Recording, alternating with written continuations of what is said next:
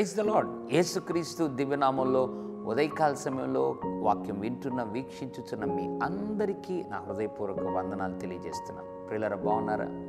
ఉదయకాల సమయంలో వీళ్ళు చాలామంది ఏమైపోతానో అన్నటువంటి దిగులు, దుఃఖం, సమస్యలను బట్టి, వేదనను బట్టి, పిల్లల ప్రవర్తనను బట్టి, భర్త ప్రవర్తన బట్టి, భార్య ప్రవర్తనను బట్టి రకరకాలుగా బాధ, దిగులు, ఆందోళన, దుఃఖంతో ఉన్నారా?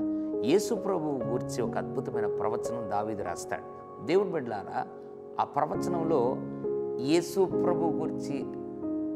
ప్రభు తండ్రిని గురించి పలికినటువంటి మాట అపోస్తుల కార్యం ఒకసారి చూద్దాం. 2వ అధ్యాయం 25వ వచనం.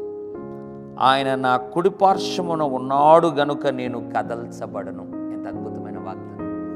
యేసు ప్రభు అంటున్నాడు, ఆయన నా కుడి పార్శ్వమున ఉన్నాడు గనుక నేను కదల్చబడను. ఎస్, యేసు ప్రభువుకి తండ్రి తోడుగా ఉన్నట్లు నీకు కూడా యేసయ్య తోడుగా ఉన్నాడు. తండ్రి అయిన దేవుడు తోడుగా ఉన్నాడు. కుడి పార్శ్వమున ఉన్నాడు కాబట్టి నువ్వు కదల్చబడవు.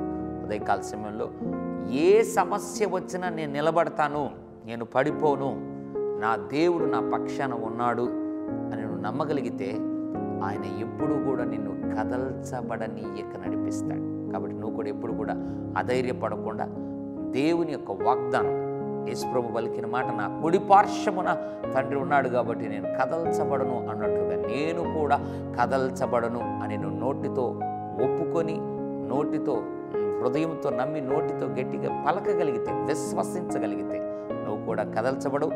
దేవుని కార్యాలు నీ జీవితంలో చూస్తావు. పరిశుద్ధుల తండ్రి, నీకు వందనాలు. కుడి పార్శ్వమున ఉన్న ప్రభువా ఉన్నావు గనుక కదల్చబడునని యేసు ప్రభువా మీ గురించి రాయబడిన ఈ ప్రవచనం మా జీవితంలో కూడా ప్రభువా మా పక్షమున, మా కుడి పార్శ్వమున ప్రభువా మీరుండి మమ్మల్ని కదలక నిలబెట్టమని, కదల్చబడక స్థిరులు చేయమని యేసు నామములో ప్రార్థిస్తున్నాం తండ్రి.